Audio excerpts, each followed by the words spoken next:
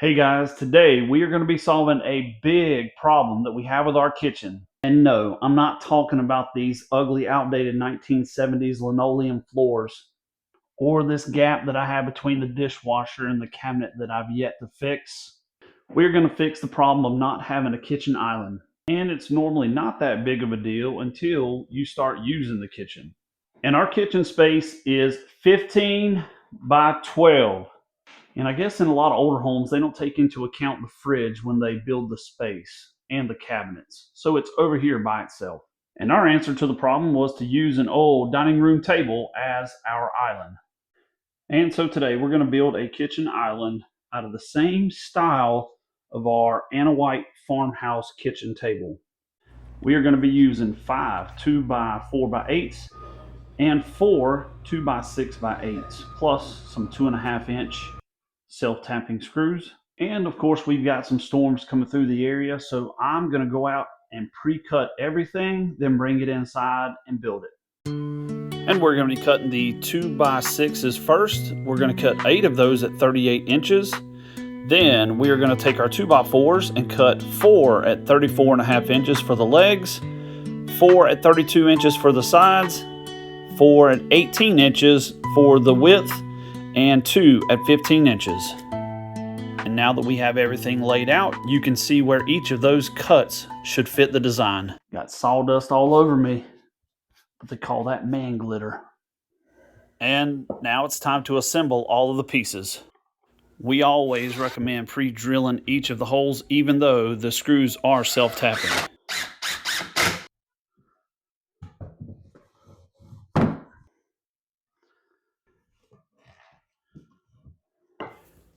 And we are attaching the bottom and the top portions of the island.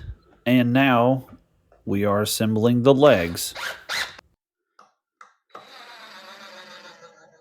We want the legs flush at the top, and we're going to have about a 2 to 2.5 inch space at the bottom.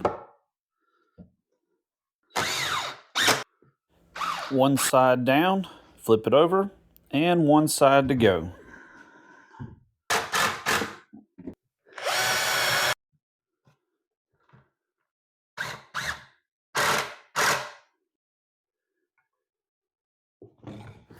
You can see here a little bit more clearly, we put 2 screws for every board.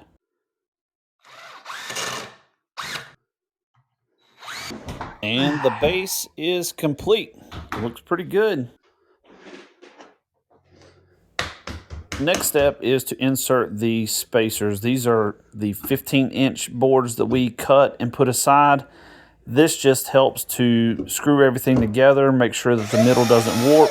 And if you put anything heavy on it, it's not going to affect the integrity of the island.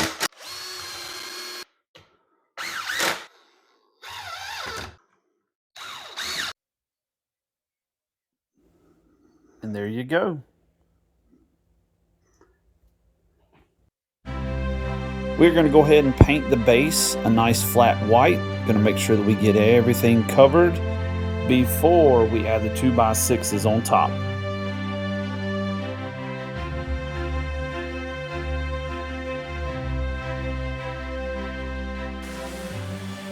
Before we add the stain, we just want to smooth out the edges. Since this is going to be the countertop, we want to make sure that there's nothing sharp and that it's nice and smooth. The next step is to add the stain. This is an early American stain, and we love the dark color of this, and it matches the same stain we use for our kitchen table.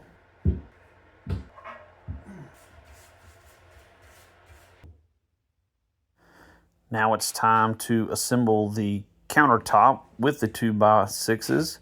We're going to make sure that they are evenly spaced, and you can adjust this to whichever dimensions that you are building yours. And we're going to triple check this to make sure that everything lines up.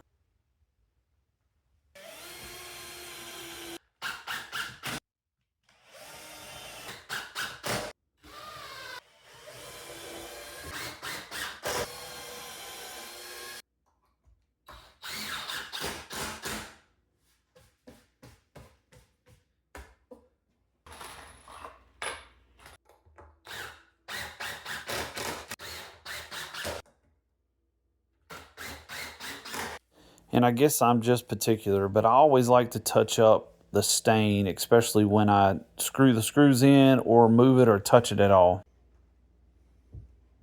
We are going to repeat the same steps for the bottom part where the shelf is. We're going to get the first two boards lined up, and then we are going to have to cut out parts of the section to make the 2x6s fit for the outside boards.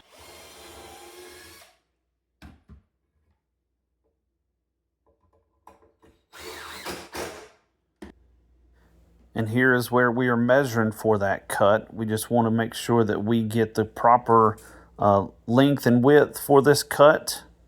And then we're going to be using our jigsaw for that.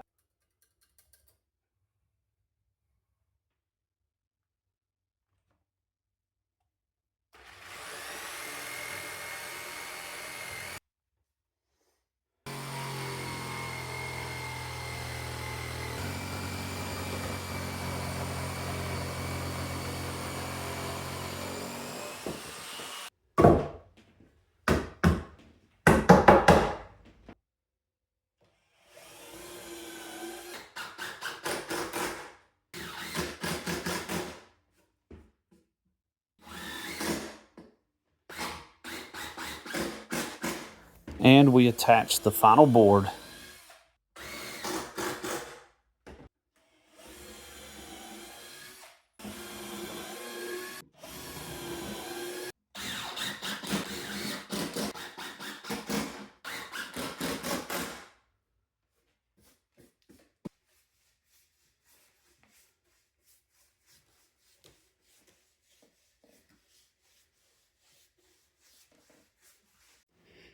And once the stain dries, we'll be using this polyurethane.